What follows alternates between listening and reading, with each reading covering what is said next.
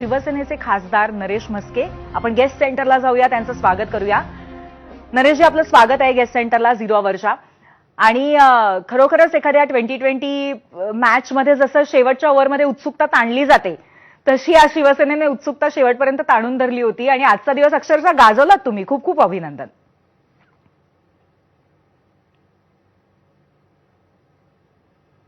नमस्कार.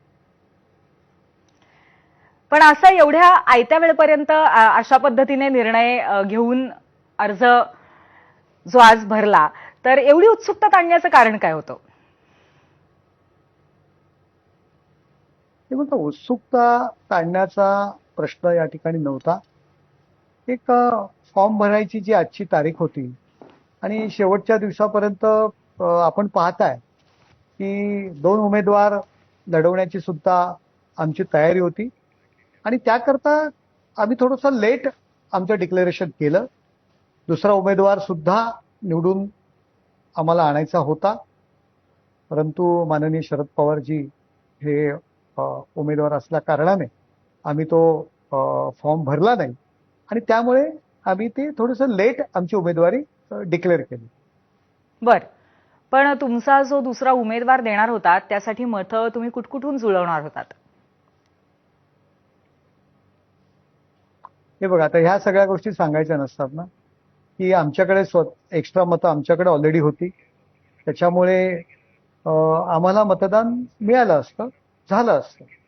कारण एकनाथ शिंदे साहेबांवरती जो विश्वास आहे आमदारांचा, तो फार महत्वाचा आहे. काम करणारा माणूस, काम करणारा नेता म्हणून सर्व आमदार, विविध पक्षातील सर्व आमदार त्यांच्यावरती विश्वास ठेवतात आणि त्यामुळे आम्ही तो निर्णय घेणार होतो. परंतु माननीय पवार साहेबांची उमेदवारी जाहीर केल्यामुळे या ठिकाणी आम्ही उशिरा उमेदवारी जाहीर केली. कदाचित असंही असेल, आम्ही दुसरा उमेदवार उभं करतोय हे ऐकून काही लोक कोणा व्यक्तीकरता जे अडून बसले होते, कदाचित त्यांनी तो हट्ट आपला सोडला असेल आणि पवार साहेबांना पाठिंबा दिला असेल, असंही होऊ शकतं.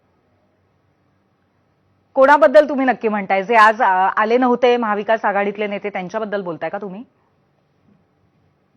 आता समजून जा तुम्ही कोणाबद्दल, कोण रुसले होते वगैरे आज आणि कोणाच्या उमेदवारी करता रुसले होते. मला जास्त काही त्याच्याविषयी सविस्तर बोलायचं नाही.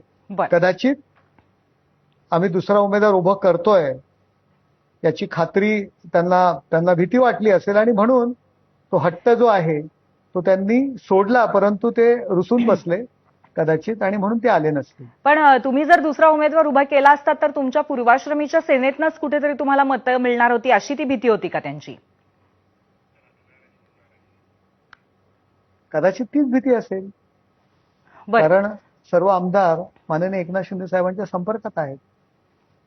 बर बर, या मुद्द्याकडे तर आपण पुन्हा पुन्हा येतच राहू, कारण असा सतत दावा केला जातो. पण आज सगळ्यात महत्वाचा मुद्दा असा आहे की आता अडसुळांचं वक्तव्य तुम्ही नक्कीच मगाशी ऐकलेलं असेल आणि त्यानिमित्ताने इतर सुद्धा जे नाराज आता शिवसेनेमध्ये आहेत, ज्यांचा अनुभव जास्त आहे, जे ज्येष्ठ आहेत, त्या नाराजांची समजूत काढणं ही सुद्धा एक मोठी जबाबदारी असणार आहे नरेश इथून पुढे. हे बघा, एक जागा आहे आणि इच्छुक 5-6 लोक जर असतील, मी तर म्हणतो 5-6 कशाला, आज जो एकनाथ शिंदे साहेबांनी जो निर्णय घेतलेला आहे, सर्वसामान्य कार्यकर्ते जी पक्षासाठी सगळ्यांना अंगावर घेते, तळागाळात काम करणारी, सर्वसामान्य समाजातील, अतिशय गरीब परिस्थितीतील एक सामान्य स्त्रीला, सामान्य बहिणीला राज्यसभेच्या खासदारकीची उमेदवारी दिलेली आणि यामुळे कदाचित यापुढे येणाऱ्या विधान परिषद निवडणुका असतील, राज्यसभेच्या निवडणुका असतील, आज 7 लोक इच्छुक असतील तर पुढे 700 लोक इच्छुक राहणार आहेत. कारण आज कार्यकर्त्यांना विश्वास बसलेला एकनाथ शिंदे साहेबांच्या निर्णयामुळे की सर्वसामान्य कार्यकर्ता खासदार होऊ शकतो, सर्वसामान्य कार्यकर्ती आमदार होऊ शकते. हा एवढा मोठा विश्वास या ठिकाणी एकनाथ शिंदे साहेबांवरती कार्यकर्त्यांचा बसलेला आहे. यापूर्वी आपण पाहिलंय कोण उमेदवार, पक्षातील कार्यकर्ते उमेदवार होते का? कोणासाठी हट्ट धरून बसले होते? कोणाला उमेदवारी दिली होती? कुठल्या पक्षात यापूर्वी ते काम करत होते?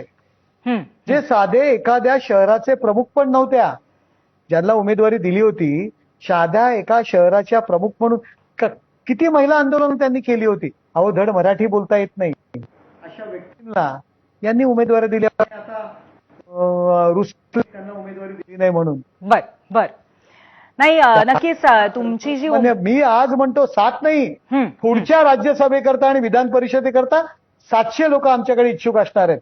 कारण एकनाथ शिंदे साहेबांनी हा निर्णय घेतलाय. राज्यसभेची उमेदवारी एका सर्वसामान्य पत्र्याच्या घरात राहणाऱ्या महिलेला मिळते. हा कार्यकर्त्याचा सन्मान आहे आणि तमाम कार्यकर्त्यांतर्फे मी एकनाथ शिंदे साहेब आणि आमचे लोकसभेतील गटनेते डॉक्टर श्रीकांत शिंदे यांचे मी सर्व कार्यकर्त्यांतर्फे मी आभार मानतोय. ज्योतिताई वाघमारेंसारख्या व्यक्तीला तिकीट दिलेलं आहे राज्यसभेच्या खासदारकी. नक्कीच आणि या गोष्टीचं अप्रिसिएशन खरोखरच आम्ही सुद्धा आमच्या कार्यक्रमाच्या माध्यमातून त्यांची माहिती देऊन केलेलं आहे की अत्यंत वेगळ्या मुशीतनं घडलेल्या अशा ज्योतिताई आहेत आणि कॉमन मॅनचा उल्लेख नेहमी करत असतात उपमुख्यमंत्री एकनाथ शिंदे. तो त्यांनी आज पुन्हा एकदा सिद्ध करून दाखवलेला आहे. धन्यवाद तुम्ही आलात आणि या संपूर्ण विषयावरती आमच्याशी चर्चा केली त्याबद्दल. आणि याबरोबरच आपण पहिल्या प्रश्नावरती महाराष्ट्राचा कौल काय ते